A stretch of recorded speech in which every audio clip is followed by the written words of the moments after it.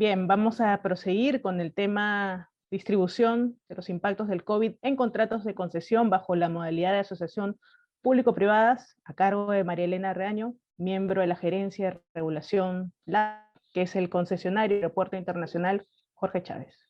En breves minutos iniciamos la ponencia. Hola, ¿qué tal? Buenas noches. ¿Me avisan, por favor, si me pueden escuchar bien? ¿Se te escucha? Sí. Ya, perfecto. Bueno, voy a proyectar la presentación. Mi nombre es María Elena Reaño. Gracias, Sandra. Y un poco lo que les voy a hablar es el impacto COVID respecto específicamente, disculpe por la bulla, específicamente respecto al Aeropuerto Internacional Jorge Chávez. Creo que hablar específicamente de una concesión nos va a aportar tener una idea general de cómo es que el COVID ha afectado a las concesiones en general. Un ejemplo siempre creo que es la mejor muestra de lo que se replica al final en el otro tipo de concesiones. Entonces voy a proceder a compartir mi pantalla. Me dan un minuto, por favor. Ya, perfecto. Entonces, nada, como les decía al inicio, voy a hablar básicamente sobre el impacto COVID respecto a la operación del Aeropuerto Internacional Jorge Chávez, y obviamente vamos a tocar también cómo es que el COVID afectó la construcción del proyecto de ampliación de manera muy breve. Entonces, el índice principalmente es primero conocer un poco las condiciones de la concesión del Aeropuerto Internacional Jorge Chávez. Y esto es bien importante porque si no conocemos cómo funciona el aeropuerto, qué servicios se prestan, de qué manera se generan los ingresos para la concesionaria, no vamos a entender por dónde va el impacto, por dónde fue el impacto y dónde es hasta el momento el impacto del COVID en cuanto a la restricción de vuelos. Luego vamos a tocar cómo es que hoy por hoy va la operación del aeropuerto en una época en que el tema del COVID está un poco más controlado, digamos, y donde los vuelos ya están en su mayoría funcionando con normalidad. Y finalmente les voy a comentar de una forma muy rápida cómo es que se han venido implementando los protocolos establecidos tanto por el MINSA como por el MTC en la operación del aeropuerto y cómo es que esto ha ido variando desde el 2020 hasta la fecha. Entonces, brevemente, comentarles que Lima Airport Partners asumió la concesión del aeropuerto el 14 de febrero del 2001. Ese es el momento en que se adjudica la concesión al consorcio y se constituye la empresa concesionaria. ¿Cuáles son las principales condiciones de esta concesión? Bueno, básicamente nosotros recibimos el terminal ya construido, el terminal actual, y como tal teníamos la obligación de construir mejoras en el terminal actual, hacer, bueno, el proyecto de ampliación y obviamente prestar los servicios, determinados servicios dentro del aeropuerto. Luego vamos a ver en detalle cuáles son los servicios que están a cargo del lado. El plazo de la concesión a la fecha es de 40 años, contados del 2001. La modalidad de la concesión es autofinanciada y onerosa. ¿Qué quiere decir que sea autofinanciada? Que nosotros, tanto para construir las obras como para operar los servicios dentro del aeropuerto, no necesitamos ningún tipo de intervención estatal, subsidio estatal o recursos públicos. El aeropuerto funciona, el aeropuerto opera en base a los ingresos del cobro de las tarifas. ¿Y por qué es onerosa? Porque existe un pago al Estado, que luego también voy a detallarles un poquito por dónde va, pero básicamente tiene que ver con compartir un porcentaje de los ingresos que recibimos por la operación del aeropuerto con el Estado. Como mencionaba, la operación del aeropuerto se financia en base al cobro de las tarifas, de ahí la importancia del impacto que tuvo el COVID-19 en la restricción de los vuelos y en la suspensión de la operación del aeropuerto. Y por otro lado, somos una concesión supervisada por Citran. Este tema es bien importante porque somos una concesión regulada, más allá de las condiciones que estén establecidas en nuestro contrato de concesión. Nosotros tenemos que cumplir con una normativa emitida por nuestro regulador, que es Citran, que implica pues el cumplimiento de varios reglamentos, ¿no? Reglamento de tarifa, reglamento de supervisión, reglamento de operaciones, reglamento de, en fin, de temas de acceso, etcétera, ¿no? Y por supuesto tenemos un reglamento que regula las infracciones y sanciones que se podrían dar en el caso de que incurramos en algún tipo de incumplimiento. Ahora, ¿cuáles son nuestras principales obligaciones? En lo que tiene que ver con la construcción, nosotros tenemos que construir mejoras obligatorias, podemos ejecutar obras complementarias y eventuales. Las obligatorias que vienen a ser las más importantes son las que están establecidas de por sí en el contrato de concesión.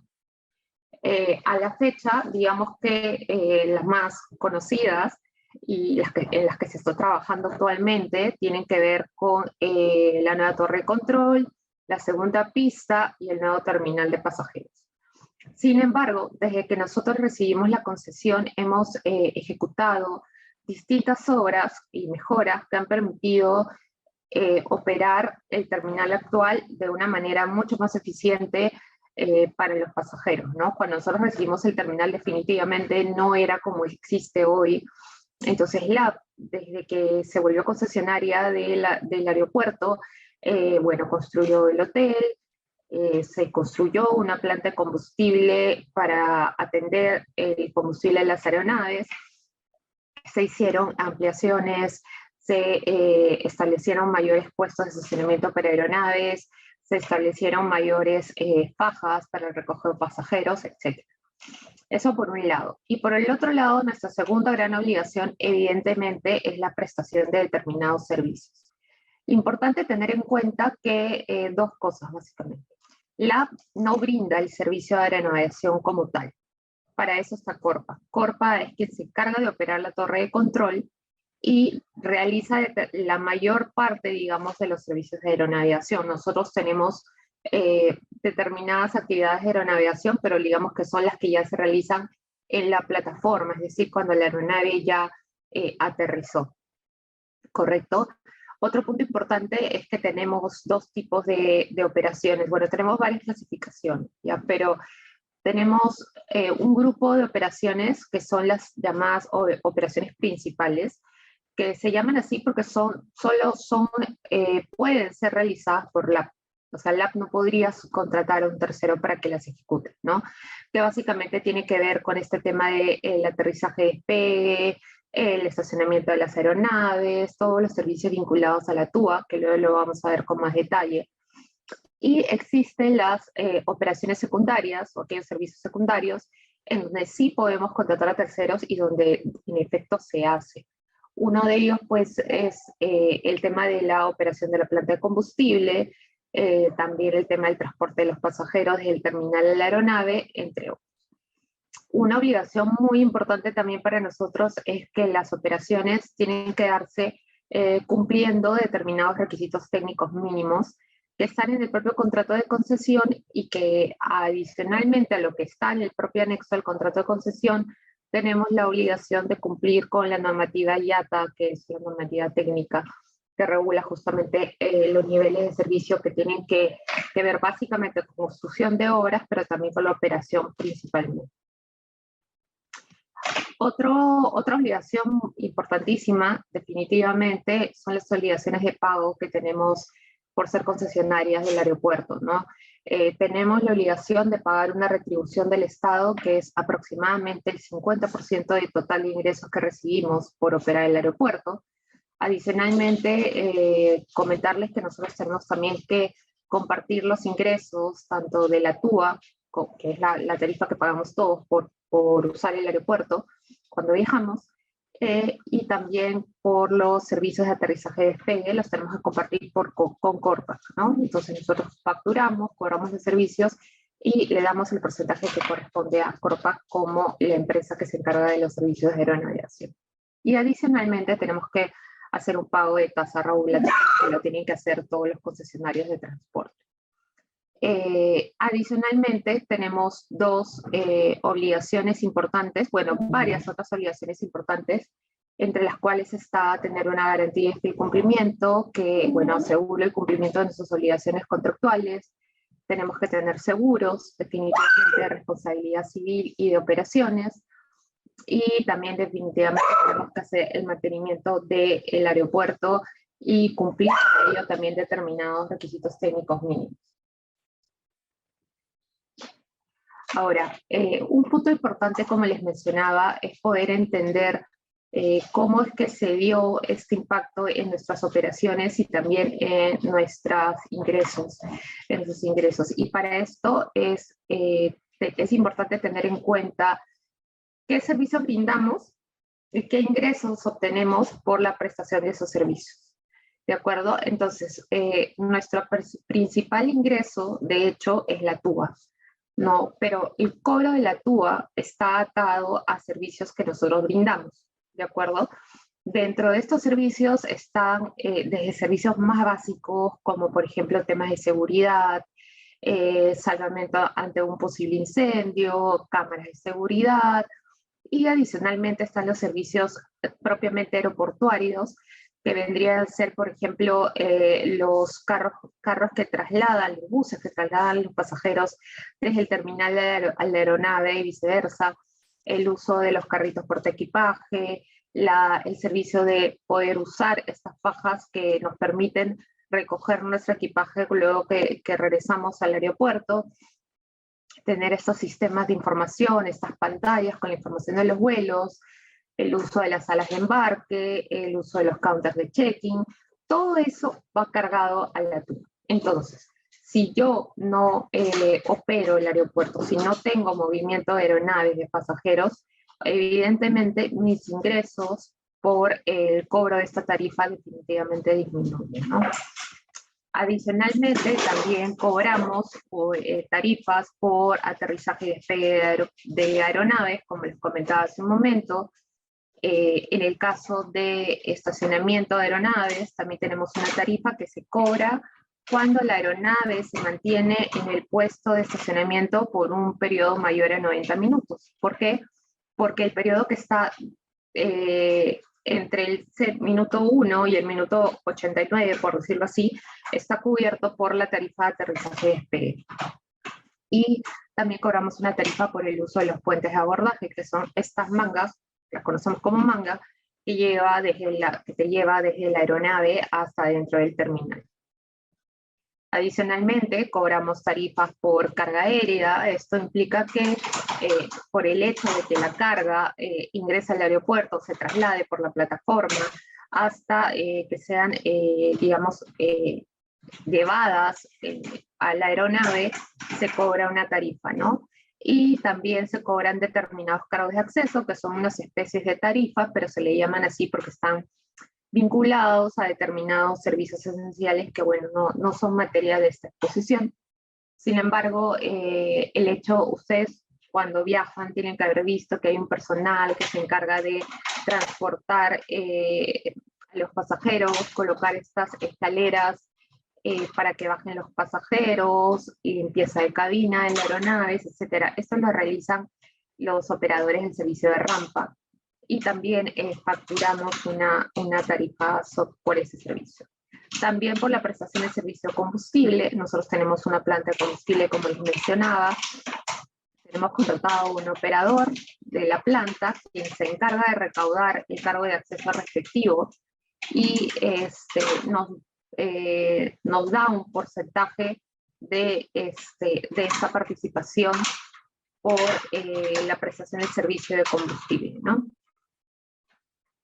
Y bueno, finalmente otros ingresos importantes que tenemos como parte de la operación del aeropuerto es el alquiler de áreas. Nosotros alquilamos áreas de naturaleza comercial regulada a los operadores dentro del aeropuerto, no solamente a las aerolíneas, sino también a los propios ramperos que les mencionaba hace un minuto. Y definitivamente también tenemos un ingreso comercial, ¿no?, de naturaleza comercial, que es el que le cobramos por el arrendamiento a los, por ejemplo, los concesionarios de comida, el Tanta, estas empresas que operan dentro del food court, también pagan un ingreso por utilizar las áreas del aeropuerto, ¿no? Y finalmente tenemos otros tipos de ingresos comerciales, como el hotel, la empresa que opera el Hotel Costas del Sol nos da un porcentaje de los ingresos que obtiene. También por la playa de estacionamiento, que es operada por los portales, tenemos un ingreso que ustedes saben que el cobro de la tarifa es por el tiempo que está utilizando el estacionamiento el automóvil. Y también cobramos diversos servicios que tienen que ver con la publicidad y otro tipo de servicios comerciales que se llevan a cabo en el aeropuerto. Importante tener en cuenta aquí que, si bien es cierto, tenemos distintas fuentes de ingreso, no solamente aeroportuarios, sino también comerciales, siempre es importante mantener la idea de que la mayor parte, perdón, el 50%, que es bastante elevado el monto, lo compartimos con el Estado. ¿Okay? Ahora sí, vamos a entrar a ver el punto que tiene que ver con el impacto del COVID en la operación del aeropuerto. En cuanto al impacto del COVID en la operación del aeropuerto, quería comentar, un minuto que se me paró ahí está. Un poco quería empezar contándoles cuál era la situación pre-COVID, ¿no? Cuál era la situación del aeropuerto antes de que ocurriera esta enfermedad que nos sorprendió y nos cambió la vida a todos. Y les puedo contar una anécdota, digamos, personal y muy particular, y es que cuando se iba a dar el cierre del aeropuerto, eso fue un lunes, el lunes 15, el viernes nos informaron, así como creo que nos pasó a todos, ¿no? Nos informaron, estábamos trabajando en las oficinas del aeropuerto, que el lunes cerraba el aeropuerto y que ese día teníamos que llevarnos nuestras laptops y todo lo que necesitáramos porque nos íbamos a trabajar a casa. Y supuestamente en un primer momento eran 2 semanas, que al final se terminó convirtiendo en 2 años y pico, y definitivamente no nos esperábamos que el impacto de esta enfermedad iba a ser tal, ¿no? Pero bueno, comentarles un poco eso. Ahora, el 2019, ¿cómo era el tráfico de pasajeros en el aeropuerto Jorge Chávez? Como pueden ver de la diapositiva, existía un mayor porcentaje de tráfico de vuelos domésticos. Al 2019 se tuvo un movimiento de 13.8 millones de pasajeros, y por el lado del tráfico internacional se tuvo un movimiento de 10.4 millones de pasajeros. Y eso porque en el año 2017-2019 se consolidó el tráfico doméstico, porque empezaron a aparecer varias aerolíneas low cost, con lo cual, de hecho, fue una época el boom de los vuelos, porque todo el mundo podía viajar a costos bastante manejables, ¿no? Entonces, al 2019 ese era un poco el escenario. Acá brevemente quería contarles y un poco recordar cuáles han sido las medidas que ha ido tomando el gobierno en cuanto al primero cierre del aeropuerto, suspensión del total de vuelos, y cómo es que se ha ido reiniciando la actividad del transporte aéreo, porque este punto también es recontra importante para poder entender el impacto de este virus, ¿no?, en el sector aeroportuario. La medida del estado de emergencia y el cierre del aeropuerto se dio el 15 de marzo del 2020. En ese momento se suspendieron todos los vuelos comerciales del aeropuerto. Únicamente se quedaron, digamos, operando los vuelos que tenían que ver con carga. ¿Por qué? Porque tenían que llegar los alimentos a Perú. Se mantuvieron los vuelos de emergencia cuando era necesario, por lo menos, por ejemplo, trasladar Fuerzas Armadas, cuando era necesario trasladar también personas que se encontraban de repente en provincia y estaban contagiados, y era necesario trasladarlos a la capital, y definitivamente trasladar a todos aquellos ciudadanos peruanos que se habían quedado varados en las distintas partes del mundo, ¿no? Pero aparte de eso, los vuelos comerciales estaban suspendidos. Luego, en julio del 2020, se reiniciaron los vuelos nacionales. Eso también fue, digamos, dándose con el tiempo, ¿no? No fue como que de inmediato se abrieron todas las provincias. Se empezaron a abrir poco a poco los vuelos, dependiendo de la cantidad de contagiados en cada ciudad, ¿no? En octubre del 2020 se dio el reinicio de vuelos internacionales.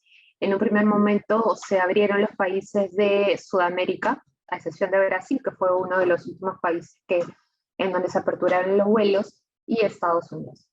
y en diciembre de ese mismo año se abrieron los vuelos a Europa. Sin embargo, se mantuvo la restricción a los vuelos de Brasil, se mantuvo una restricción a Sudáfrica y a la India, ¿no? En junio del 2021 se levantó la suspensión de los vuelos a Brasil y a la India, y se mantuvo la restricción a los vuelos de Sudáfrica, y eso es lo que se ha mantenido hasta abril del 2022. ¿No? Y a la fecha ya en principio no existe una restricción de vuelos. Sin embargo, es bien importante tener en cuenta que la apertura de vuelos y el nivel de operación y de movimiento de pasajeros que se pueden tener en un aeropuerto, no solamente en el aeropuerto Jorge Chávez, depende mucho del grado de contagio y de la aparición de nuevas variantes del COVID que puedan existir. De hecho, yo también creo que es muy poco probable que lleguemos a tener una nueva cuarentena, y menos en otros países. Sin embargo, puede ocurrir, dependiendo de cómo vaya el tema del contagio y de las nuevas variantes, como comentaba, puede ocurrir que se vuelvan a restringir algunos subtipos de vuelos, dependiendo de dónde aparezcan estos nuevos contagios. En realidad no sabemos lo que puede pasar con este virus, y no podemos tomar por cierto que esta apertura total a los vuelos siga manteniéndose de esa manera, ¿no? Me pareció importante poder citar este mensaje que dio en su momento el presidente, el secretario general del Organismo Mundial de Turismo, refiriéndose justamente a esta crisis en el sector turismo, producto del COVID.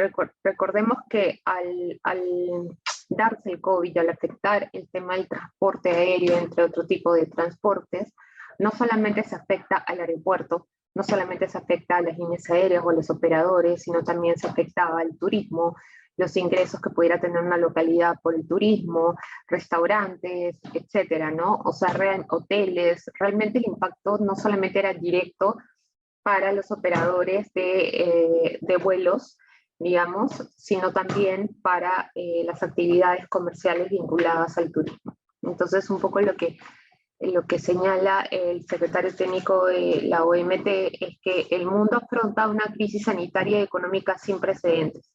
El turismo ha recibido un duro golpe y son millones los puestos de trabajo que se encuentran en peligro en uno de los sectores de la economía que más mano de obra emplea. De igual forma señaló, el brote mundial del COVID-19 ha llevado al mundo a su paralización, y el turismo ha sido el más afectado de todos los grandes sectores económicos. En un marco de incertidumbre exacerbada, contar con información actualizada y fiable es más importante que nunca, tanto para los turistas como para el sector. Ahora bien, entrando un poco al impacto directo que se dio en el Aeropuerto Internacional Jorge Chávez, he preparado este gráfico un poco para que puedan ver la diferencia en cuanto a la demanda de pasajeros. Como comentaba al inicio, de hecho que en el año 2019, pre-COVID, teníamos un número de pasajeros ascendente a 23 millones aproximadamente. Y se tenía previsto que ese número de 23 millones al 2021 y 2022 evidentemente se incrementara, ¿no? Pensando que en el 2022 íbamos a tener un aproximado pues de 25 o 27 millones de pasajeros. Sin embargo, como pueden ver en la gráfica, la línea naranja, que es lo que en realidad ocurrió producto del COVID, se puede verificar ahí que en el año 2000 se daba una gran caída, ¿no?, del número de pasajeros, porque pasamos de tener en el 2019 cerrar el año con 24 millones de pasajeros, cerramos el 2020 con 7 millones de pasajeros. Luego en el 2021 tuvimos ya una recuperación, sin embargo esta recuperación tampoco fue tan importante porque cerramos con 10 millones de pasajeros, y en el 2022 esperamos cerrar con 17 millones de pasajeros. ¿Qué es lo más importante aquí? Para el año 2024 nosotros teníamos previsto, como les decía, tener 28 millones de pasajeros en el mejor escenario. Estamos hablando de 2024, que es, digamos, la fecha en donde ya debería estar en operación la segunda pista, ¿no?, y la torre de control, evidentemente. Sin embargo, debido al impacto COVID, se espera, en el mejor de los escenarios, que para el 2024 lleguemos a los 24 millones. Es decir, recién en el 2024 vamos a estar en una situación como en el 2019 pre-COVID.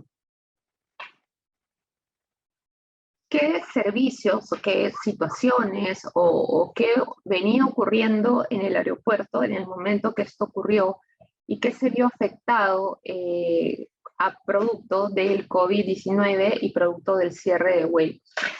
Definitivamente, nosotros tenemos como una obligación en el contrato de concesión de mantener una operación ininterrumpida del terminal, el aeropuerto, 24/7. Sin embargo, evidentemente, muchos de los servicios que se brindan 24/7 se tuvieron que interrumpir debido al COVID. Otro tema que se vio afectado, y aunque parezca algo menor, lo cierto es que también era importante tener en cuenta, es que, por ejemplo, la cantidad de cochecitos por equipaje se redujo. ¿Por qué? Porque no sé si se acuerdan que al inicio era todo un tema de que no se podían tocar las superficies, que se tenía que usar el alcohol y tal. Entonces, se redujo la cantidad de coches portaequipajes, porque a su vez lo que se esperaba es que los nuevos pasajeros, los pasajeros que se fueran animando a volar, utilizaran un número menor de equipaje también, ¿no? Para evitar los contactos. Luego, en lo que es la playa de estacionamiento, se previó, fue necesario, obviamente con todo esto con acuerdo del concedente, del MTC, que el ingreso de los taxis sea en lo que es la vía libre, ¿no? Donde entras y no tienes que pagar parqueo, digamos, sea solamente para dejar pasajeros. ¿Y esto para qué? Por una sencilla razón, para evitar, digamos, el conglomerado de gente. Acuérdense que en este momento, cuando recién empezó el COVID, se tenía que cuidar mucho el tema del distanciamiento social, el aforo, y una forma de cuidar esto fue restringir el ingreso de los taxis para recoger pasajeros, lo cual, al menos formalmente hablando, hasta la fecha se mantiene, ¿no?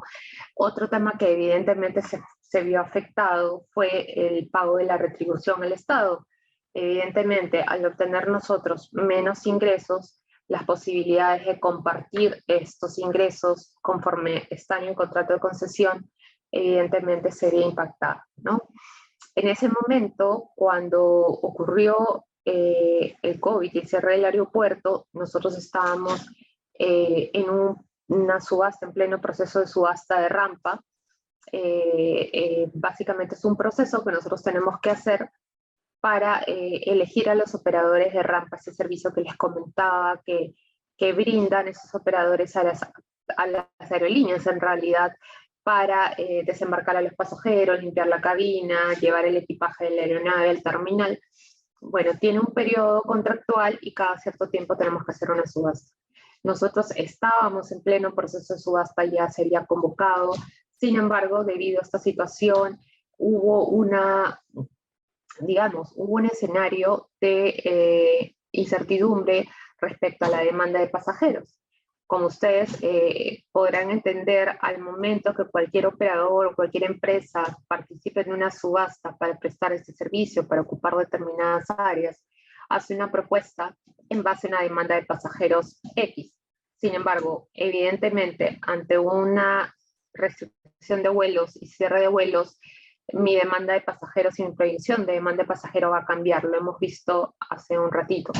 Entonces fue necesario solicitar al MTC, nuestro concedente, la suspensión del procedimiento por un periodo, ¿no? Si bien es cierto, no se suspendió como tal, se dio una prórroga y el proceso se reinició en el año 2021. Y bueno, un tema que definitivamente afectó este tema fue el cumplimiento de algunos RTMs, que son estos requisitos técnicos mínimos que tenemos que cumplir en el aeropuerto, que son básicamente niveles de servicio, ¿no? Principalmente el impacto fue en lo que tiene que ver con la operación del aeropuerto. Nosotros tenemos que cumplir, por ejemplo, determinados uso de espacios por pasajeros. Esto se vio afectado por el tema del distanciamiento social, Acuérdense que en un primer momento eran 2 metros, luego se bajó 1 metro y pico, luego a 1 metro, ¿no? Entonces, digamos que de alguna manera iba en contra de los requisitos y niveles de servicio que tenemos que cumplir.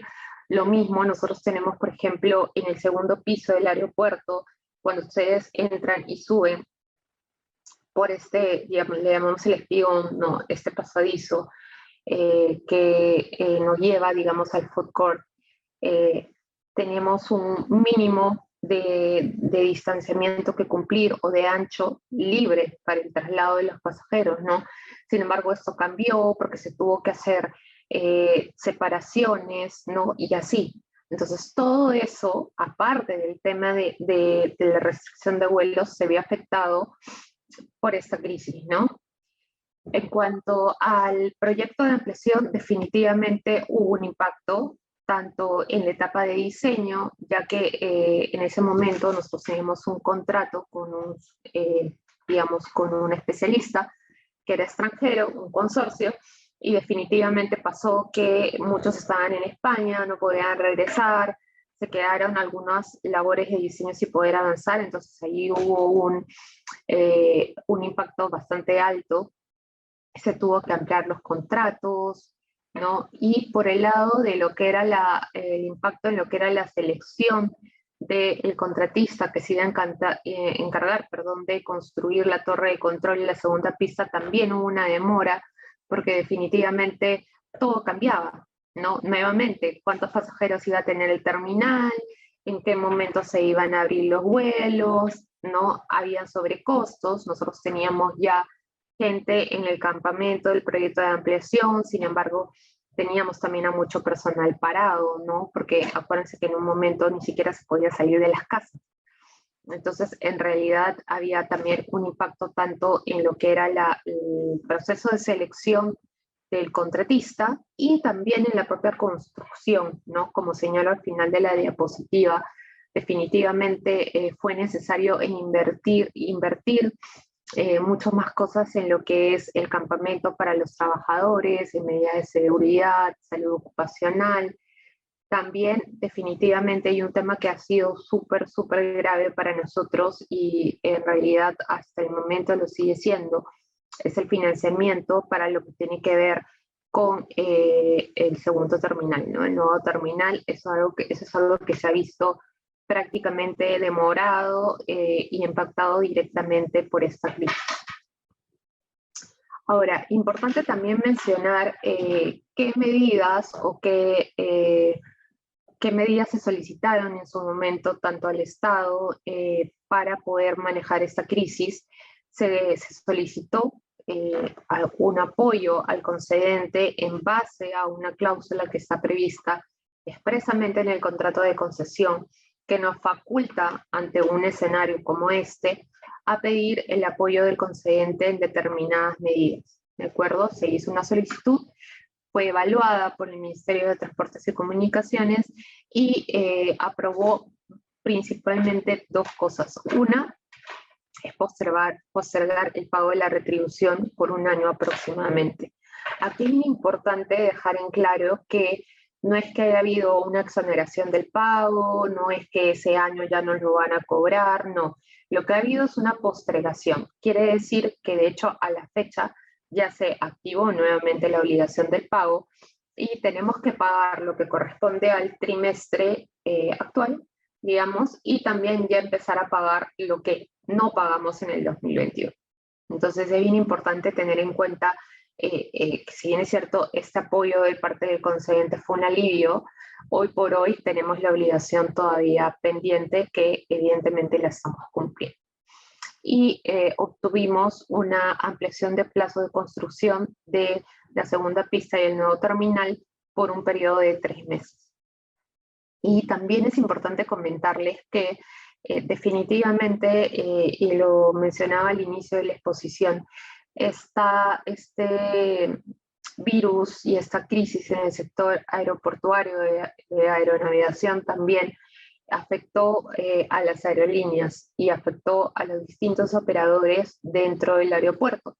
No estamos hablando solamente operadores vinculados al servicio aeroportuario, sino también a las propias empresas o a comerciales, concesionarios que operaban en el aeropuerto normalmente. Muchos, o sea, conocerán, pues, no sé, los restaurantes que están ahí, las tiendas, cerraron por un montón de tiempo. Entonces, debido a esa situación y a solicitud de esas propias empresas, también se dieron medidas, ¿no?, que facilitaron su permanencia en el aeropuerto. Entonces, temporalmente se dieron facilidades de pago y también se le suspendió el cobro de la renta, ¿no? Para poder viabilizar su permanencia en el aeropuerto, a pesar que todos sabemos que hubo una gran crisis en el sector, digamos, tanto así que una línea aérea quebró, ¿no?, que fue Avianca, Perú, y definitivamente hubo reducción de personal en distintas líneas aéreas que operaban en el aeropuerto. Ahora, y un poco ya entrando a la parte, digamos, más positiva, ¿no? ¿Cómo estamos ahora, el 2022, ya con los vuelos abiertos, recuperándonos, trabajando para eso? Quería comentarles un poco cómo está la operación del aeropuerto. Hoy por hoy, el aeropuerto está, digamos, full. Luego les voy a comentar algunas obras que se han venido haciendo. Sin embargo, el último reporte que tengo, al 4 de julio, hemos visto que de una semana a otra ha habido un aumento del 3.5% respecto al movimiento de vuelos, es decir, respecto de viajes, ¿no? Y en cuanto a pasajeros, también respecto de la semana anterior al 4 de julio, hemos tenido también un incremento del 0.3%. Eso quiere decir que si todo sigue bien, deberíamos seguir en este aumento de movimientos de pasajeros y de efectivamente de vuelos, ¿no?, de vuelos comerciales. Importante también comentarles que el aeropuerto no para, ¿no? Hablando del terminal actual, se están haciendo muchas labores de mantenimiento, se están mejorando espacios, se están haciendo labores de mantenimiento de la actual plataforma. Como pueden ver en las imágenes, las PEAs son las posiciones de estacionamiento de las aeronaves, se están haciendo bastante trabajo de mantenimiento para asegurar que la operación se dé adecuadamente, ¿no? También en las calles de rodaje. Y una de las últimas obras que se inauguró, si no me equivoco, ha sido en febrero de este año, ha sido la construcción de nuevas salas de embarques nacionales, con lo cual esperamos dar un poco de respiro a los espacios que están en las salas que venían ya operando hace varios años.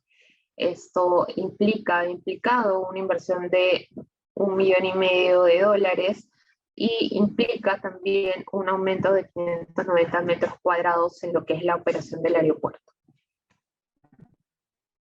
Y definitivamente, en cuanto a lo que se refiere al proyecto de ampliación, a la fecha, comentarles, y esto lo pueden ver ustedes también en las noticias, que se ha avanzado con un 96% de las obras que tienen que ver con la nueva torre de control y la segunda pista. Sobre la torre de control les quiero comentar que hay una parte de la obligación que es nuestra y otra parte de la obligación que depende de Corpac como encargado de la aeronavegación y de operar la torre de control. Entonces nosotros teníamos y tenemos la obligación de construir la torre, que ya está lista.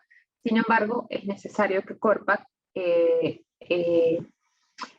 traslade, incorpore determinado equipamiento, equipe la torre de control y haga un periodo de prueba de funcionamiento de esta torre de control, con lo cual se espera que la torre de control con la segunda pista empiece la operación en enero del 2023. Es decir, empieza a operar la nueva pista con la torre de control nueva. Y en cuanto al terminal de pasajeros, también hay un gran avance y se espera cumplir con el plazo de entrega, que sería en enero del 2025. Ahí pueden ver unas fotografías, unas imágenes, pueden ver una imagen de lo que es la pista, y en el gráfico circular se puede ver al fondo la nueva torre y lo que viene a ser la base y los pilotes de la nueva terminal. Ahora ya para ir terminando, les quería comentar brevemente cómo es que se han ido implementando los protocolos de COVID que se han aplicado al aeropuerto Jorge Chávez y en general a todos los aeropuertos del Perú. En el 2020, que fue la etapa más difícil, digamos, y donde el grado de contagios era muy elevado, definitivamente, bueno, se solicitaban las pruebas COVID para viajar, solamente podían ingresar al aeropuerto los pasajeros, se pedía el uso de doble mascarilla, el protector facial, evidentemente había un tema de toma de temperatura, en un primer momento era manual, luego se han implementado cámaras de toma de temperatura, definitivamente había un tema de distanciamiento social, y bueno, se implementaron medidas, ¿no?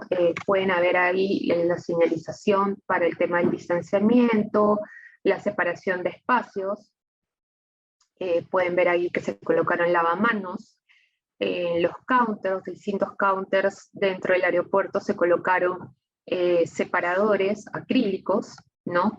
Y bueno, ahí también pueden ver cuando se implementó la cámara de medición de temperatura, cómo se señalizó también la zona de embarque, ¿no? Esta zona en donde ustedes pasan cuando van a entrar a la zona de seguridad digamos, para el chequeo de la seguridad del equipaje. Hay una señalización hasta ahora y se pedía que se respetara el distanciamiento, ¿no? En el 2000, dentro de este mismo año, evidentemente se implementó desde antes de reiniciar los vuelos, se realizaron muchas actividades de desinfección permanente y, por supuesto, también se dotó al personal del aeropuerto con todo el equipamiento necesario para resguardar su salud. Definitivamente, nuestro personal de operaciones es el que más expuesto estaba al contagio. De hecho, lo hubo, inevitablemente, ¿no? Pero evidentemente se les dio y se les facilitó todo lo que tenía que ver para el cuidado, ¿no? La mascarilla, el protector facial, el alcohol, etc. En el 2021, creo que uno de los, digamos, puntos más importantes para nosotros al menos fue poder implementar una zona de toma de pruebas dentro del aeropuerto. Creo que eso fue un gran avance y ayudó mucho más a que el tema de los vuelos se pudiera dar de una manera eficiente y dinámica. En el año 2021, en noviembre aproximadamente, cuando ya se había dado el tema de la vacunación en el Perú, se empezó a pedir o una prueba COVID negativa o la dosis de vacunación. Se mantuvo la restricción de ingreso de los pasajeros, también el uso de la doble mascarilla. Ya en el 2021 ya no era necesario usar el protector facial, me parece que fue a mediados del 2021. Se siguió utilizando el tema de la medición de la temperatura, y bueno, evidentemente también el tema del distanciamiento social. Como les decía, bueno, ahí está el tema de la toma de pruebas, ¿no? Para poder volar. Ahí pueden ver que hubo una mejora en el tema de la separación de asientos, se colocaron acrílicos, no solamente esas bandas que estaban. Y básicamente eso fue lo que se implementó en el 2021. ¿Cómo estamos hoy? En el 2022, el ingreso al terminal sigue siendo solamente para los pasajeros, a pesar de que a la fecha ya el gobierno ha determinado que se puede utilizar los espacios a un aforo al 100%. Nosotros todavía queremos cuidar a los pasajeros y por eso estamos todavía determinando que sean solamente los pasajeros quienes ingresan al terminal y no acompañantes. Los acompañantes pueden llegar hasta la playa de estacionamiento. ¿Qué se está pidiendo para ingresar al país? 2 o 3 dosis, dependiendo de la edad del pasajero. Si ya tiene más de 40 años, 3 dosis. Si tiene más de 18, entre 18 y 40, solamente 2. O una prueba COVID negativa con una anterioridad de 48 horas. El uso de la doble mascarilla sigue siendo una disposición, o una KN95, se sigue dando la toma de temperatura al ingresar al terminal, se eliminó el distanciamiento social formalmente, lo cual definitivamente ayuda, digamos, a la parte de la operación de los pasajeros, al traslado de los pasajeros y a los vuelos, pero como les decía, si bien es cierto, por un lado se ha eliminado el tema del distanciamiento social, nosotros queremos seguir tomando las precauciones del caso al solamente permitir el ingreso de los pasajeros. Y bueno, eso sería todo. Acá hay unas imágenes de cómo se chequean la toma de las pruebas cuando ingresan al país. Y también, bueno, esa última medida que es el aforo del 100%, pero que nosotros mantenemos el ingreso solamente de los pasajeros. Eso sería todo por mi lado. No sé si es que hay alguna pregunta, creo que todavía tenemos unos minutos. Fiorella, no sé si es que en este momento se reciben preguntas o si no al final de la siguiente exposición. Yo creo que, a ver, Pame.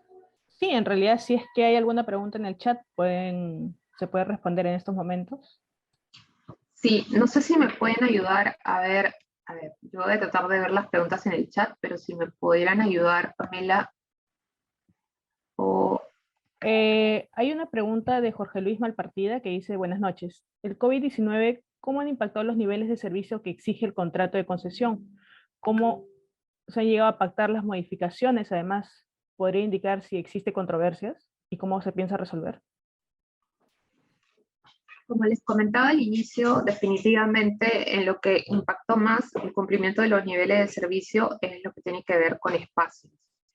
Porque por un lado teníamos ciertas medidas, ¿no?, que tenemos que cumplir en base a los niveles de servicio, sin embargo también teníamos como obligación cumplir los protocolos que en un primer momento establecían este distanciamiento de 2 metros entre pasajeros, luego 1,5, luego 1 metro, luego este uso del corredor, del espigón del segundo piso, en donde se tuvieron que poner algunas separaciones y de repente ya no medía la distancia de los 10 metros.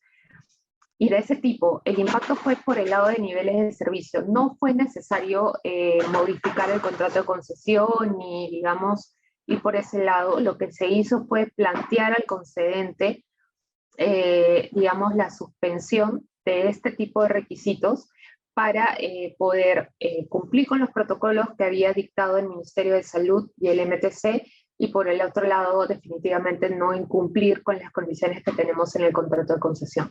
Entonces, estas excepciones, no a todos los niveles de servicio, por supuesto, pero sí a este tipo de requisitos que tienen que ver con el uso de los espacios, tuvo el visto bueno del concedente y por eso pudimos manejarlo, ¿no? Definitivamente a la fecha eso ha ido mejorando a medida que los protocolos también se han ido flexibilizando y porque el número de contagios también se ha ido reduciendo, aunque ahora otra vez estamos por entrar, creo, a una cuarta ola. Como les decía, esto puede cambiar de un día para otro. Si empezamos a tener, Dios no quiera, mayores contagios o empezamos a tener restricciones otra vez de aforo, definitivamente la situación que tenemos hoy por hoy puede cambiar de un día para otro, pero digamos que a la fecha, digamos, en ese aspecto las cosas se han mejorado, ¿no? No sé si es que hay alguna pregunta adicional ahora, igual también pueden hacer las preguntas al final del seminario, no hay ningún problema. Sí, creo que en estos momentos no tenemos una pregunta. Como dices, pueden dejarlas en el chat para que nuestros especialistas las vayan respondiendo. Y bueno, queremos agradecerte, María Elena, por la información valiosa que has compartido con respecto al impacto del COVID y los servicios que se tuvieron que restringir dentro del aeropuerto.